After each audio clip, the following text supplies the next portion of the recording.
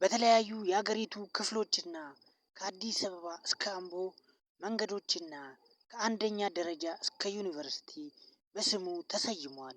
ለዚህም ደግሞ በዋነኝነት አጫሉ ካምፓስ አምቦ ላይ የተሰራው ነው።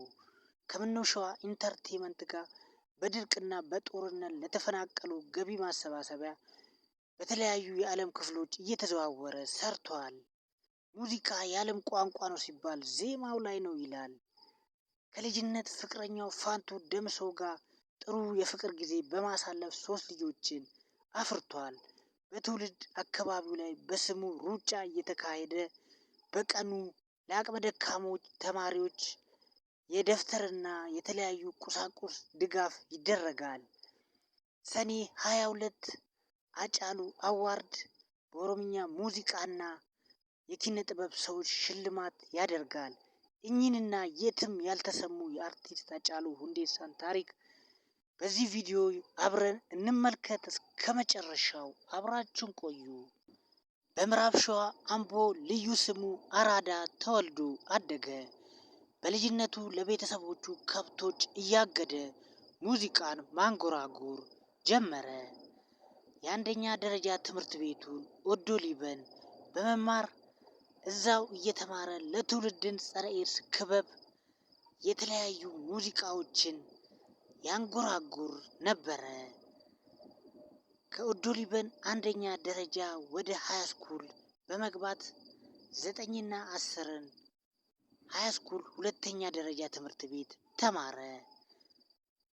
11ኛ ፕሪፓራቶሪ እየተማረ ሳለ ምክንያቱ በማይታወቅ ሁኔታ አምቦ ከርቸሌ ታሰረ። በወቅቱ ብዙ ወዳጅ ጓደኞቹ ቢርቁትም የልጅነት ፍቅረኛው ፋንቱ ደምሶ እስከ መጨረሻው አብራው ነበረች። ለ5 ዓመት የታሰረበት ቦታ ላይ የተለያዩ ፊደል ያልተማሩ ሰዎችን እያስተማረ ሰዎች ማይጠጓቸው የአእምሮ ህመምተኞች ሰውነት እያጠበ ሩሩና በጣም ተጫዋች መሆኑን ብዙዎች ይመሰክሩለታል።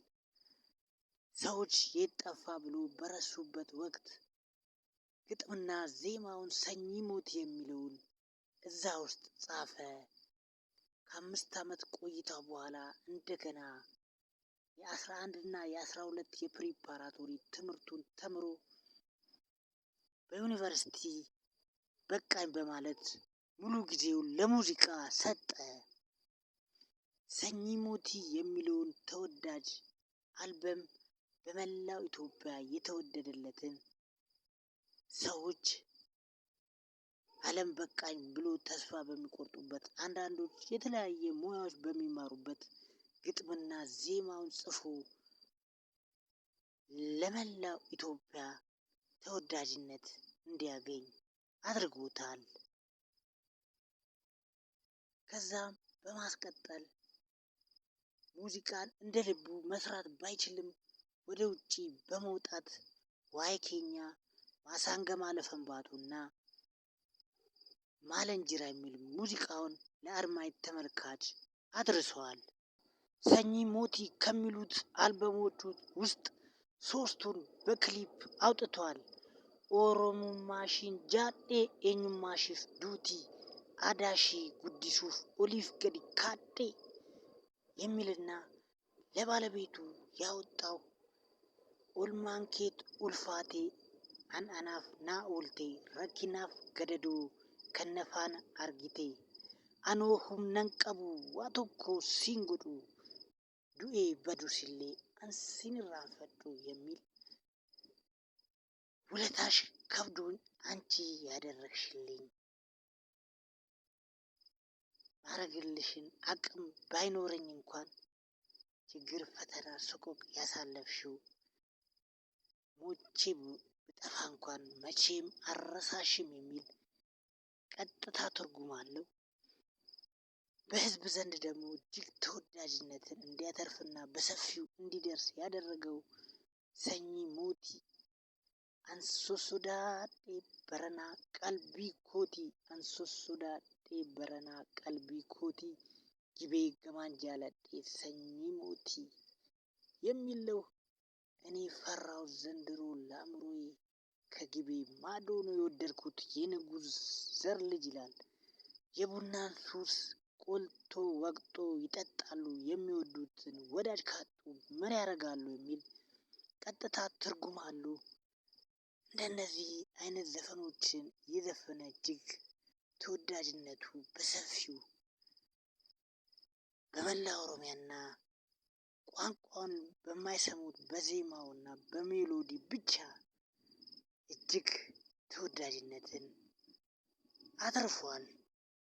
ከምነው ሸዋ ኢንተርቴንመንት ጋር በድርቅና በጦርነት ከሀገራቸው ለተፈናቀሉት በተለያዩ የዓለም ክፍሎች እየተዘዋወረ የገቢ ማሰባሰቢያ የበጎ አድራጎት አድርጓል።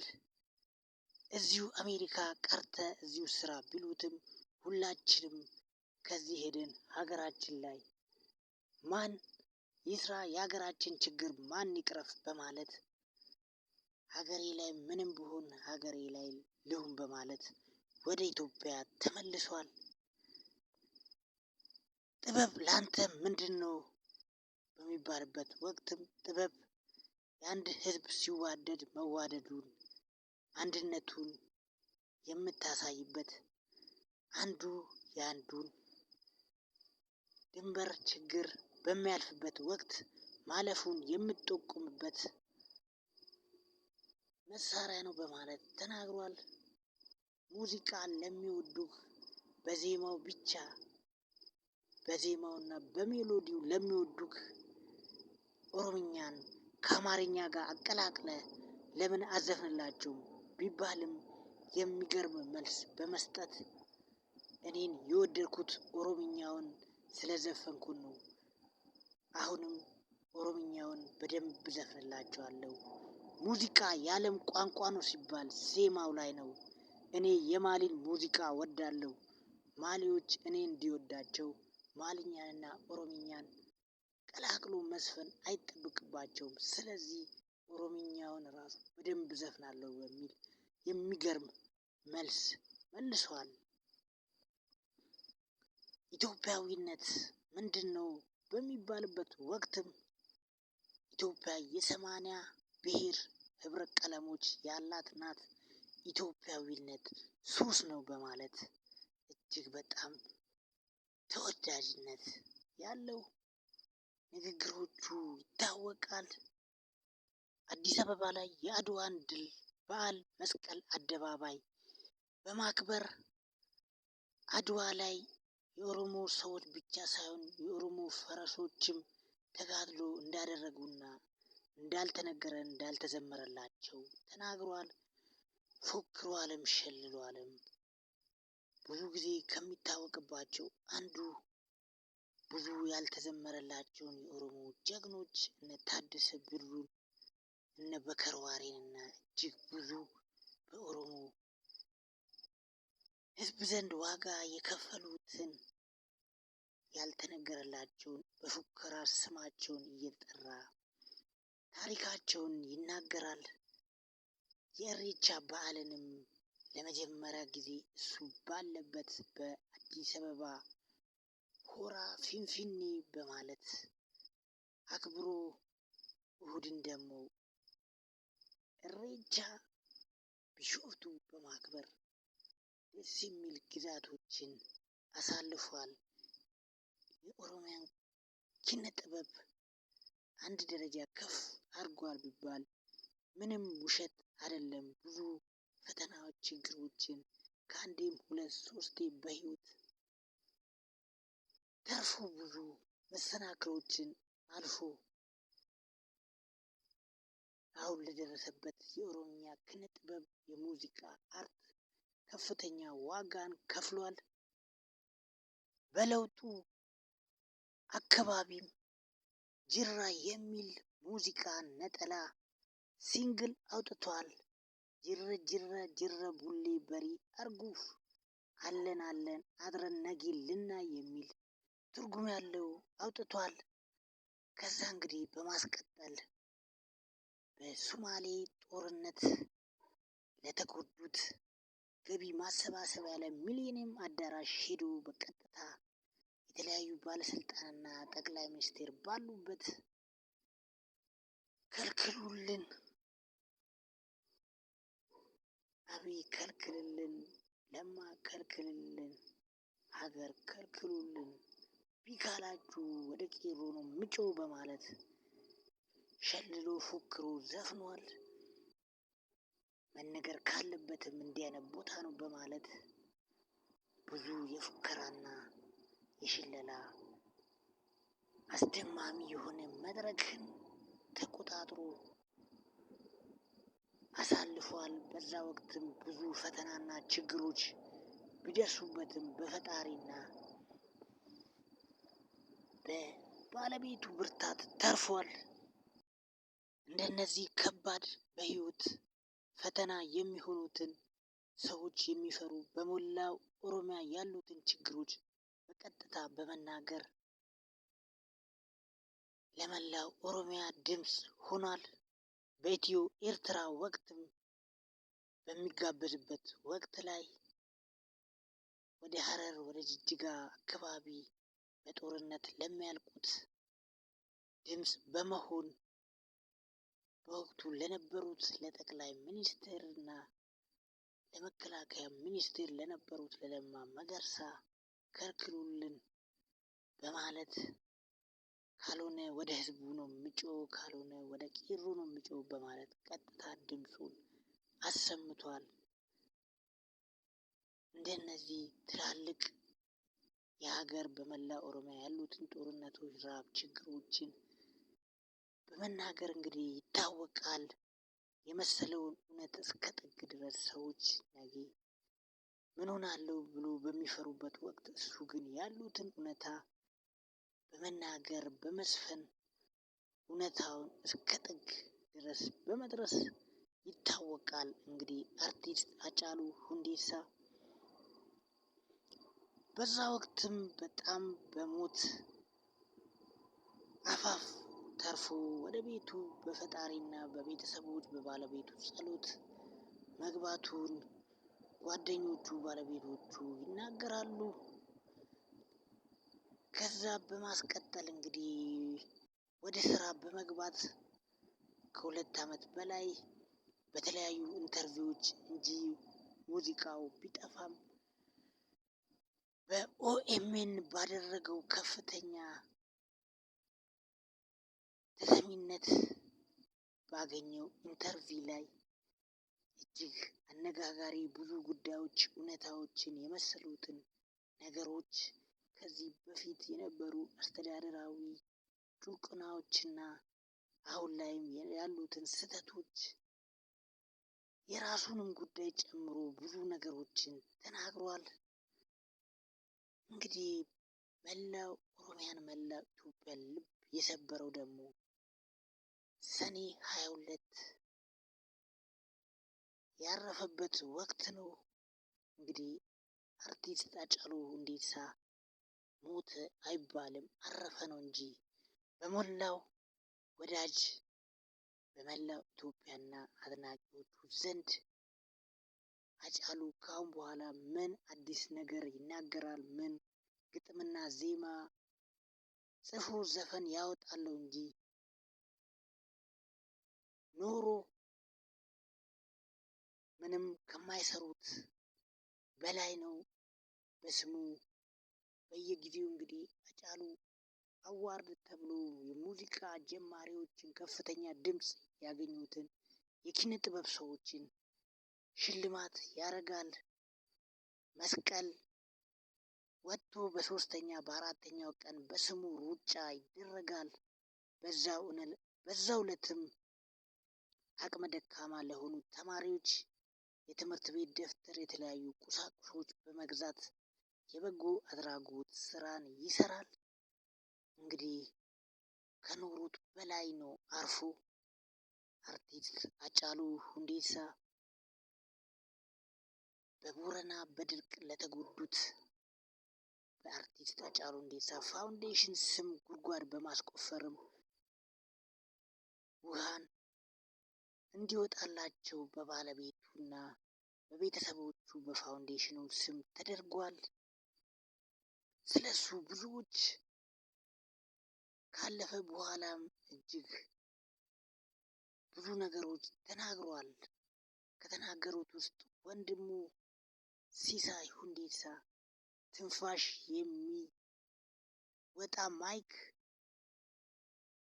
እሳት በሚተፋ መሳሪያን ያስጣለ ነው በማለት ተናግሯል።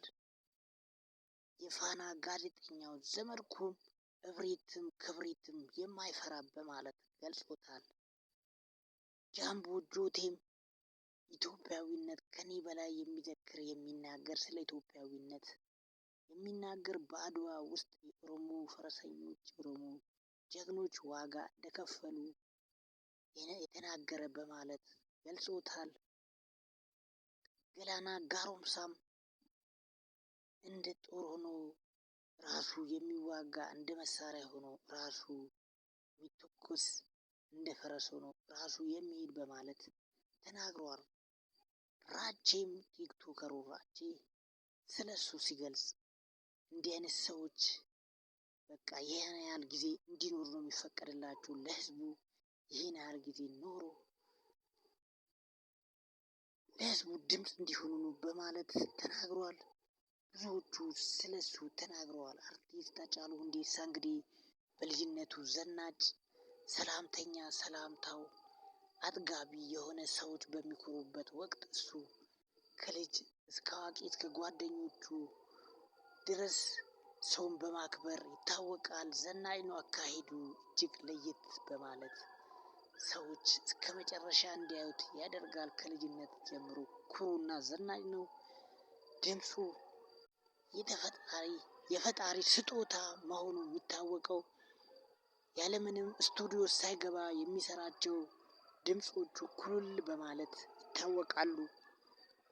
አርቲስት ሃጫሉ ሁንዴሳ እንግዲህ እንደነዚህ ጥሩ ጥሩ የበጎ አድራጎት ስራዎችንና ለጎዳና ልጆችም ዘፍኗል።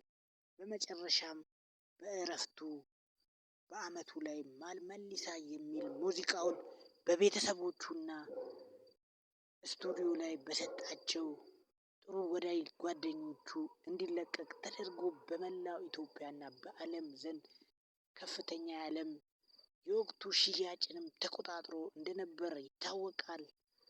እንግዲህ እሱ ቢኖር ደግሞ ምን ይሆናል የሚለው መገመት ይከብዳል። ቢቻለኝ እንደ ኢትዮጵያ ሳይሆን እንደ አፍሪካ እንደ ዓለም ብሰማ ይላል።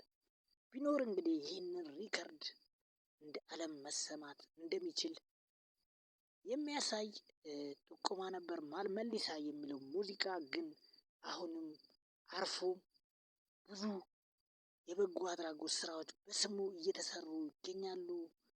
ሃጫሉ ሁንዴሳ ፋውንዴሽን የተለያየ የበጎ አድራጎት ስራ በተለያዩ የኦሮሚያ ክፍሎች እየተዘዋወረ ይሰራል። አሁንም ብዙ ከዚህ የበላለጡ ነገሮች መስራት እንደሚቻል እያሳየ ይገኛል። እንግዲህ 5ኛ ዓመቱን ሰኔ 22 ያከብራል። በወቅቱም በኦሮምኛ ሙዚቃ ጥሩ ድምፅ ያገኙና በክሊፕ በቪዲዮ ጥሩ ድምፅ ያገኙትን የተለያዩ የኪነ ጥበብ ሰዎች ሽልማት ያደርጋል። በቤተሰቦቹ በባለቤቱ ፋንቱ ደምሶ በወንድሞቹ በተለይም በሲሳይ ሁንዴሳና በአድናቂዎቹ በተለያዩ ታዋቂ አርቲስቶች ጥሪ ተደርጎላቸው ከፍተኛ ዝግጅት ይደረጋል። እንግዲህ ጀግና ይወለዳል እንጂ አይሞትም። አርቲስት ሃጫሉ ሁንዴሳ በብዙ ኦሮሚያ ልብ ዘንድ ያለ ነው። በየአመቱ እየጎመራ እያደገ ስለሱ አዲስ ነገር በተሰማ ቁጥር ሰዎች በቲክቶክ በዩቲዩብ እየተቀባበሉት ከፍተኛ ተወዳጅነት እንዳለው አሳውቋል። አሁን በቅርብ ደግሞ ከዚህ በፊት ከአበበ ከፈኒ ጋር የሰራው በድምፅ ብቻ የገባው አዲስ ዘፈን በመልቀቅ በመላው ኦሮሚያና ቲክቶከሮች ዘንድ ከ80,000 ሰው በላይ ሰርቶበታል። እንደዚህ ተወዳጅነት ያገኘው ዋነኝነት ምክንያቱ እውነትን እስከ ጥግ በመኖር በመናገር በመዝፈን ነው። ብዙዎች ሙስሊም ሆኖ የአርቲስት ሃጫሉን ሙዚቃ ይሰማሉ። ምክንያቱም ደግሞ የአርቲስት ሃጫሉ ሁንዴሳ ዘፈን ብቻ ሳይሆን መልእክት ነው ይላሉ። ለብዙዎች ድምፅ በመሆንም ይታወቃል። ሞቶ የኖረ እጅግ ተወዳጅነቱ በየጊዜው እየጎመራ የመጣ የብዙ አርቲስቶችን ከፍተኛ እድገት በፊት ከነበረው ከፍተኛ እድገት እንዲያገኝ ያደረገ አርቲስታችን ነው። እንግዲህ ሁሌ በልባችን የሚኖር የምንወደው ነው ይላሉ ብዙዎች። ስለሱ ቢናገሩ ብዙ አዳዲስ ነገሮቹ ይነገራል። አንድ ቀን አብሮ የዋለው እንኳን ሃጫሉን ያውቋል። እንግዲህ ብዙ ስለሱ አብሮ ያደጉ የሀገሩ ሰዎች መናገር የሚፈልጉት ብዙ ስለሱ ፍቅር፣ በተለይም የብዙዎች ቁጭት እሱን አቅፎ አብሮ መጫወት አብሮ መገናኘት ነበር። እንግዲህ ሁሌም አለ እሱ በድምፁ በስራዎቹ አዳዲስ ነገሮችን እየሰራ የበጎ አድራጎት ስራዎችንም እየሰራ ይገኛል። እንደዚህ ተወዳጅነትን በማትረፍ ሁላችንም ለእውነት ለሀገራችን እድገት እንኑር። ለብዙ ሰዎች ከፍተኛ ስራ ሰርቶ ነው እንግዲህ የሄደው። አርቲስት ሃጫሉ ሁንዴሳ ቦንሳ ጀግና ይወለዳል እንጂ አይሞትም። የዛሬ አስገራሚ ፕሮግራሜ ነው። እስከ መጨረሻው አብራችሁን ስለቆያችሁ አመሰግናለሁ።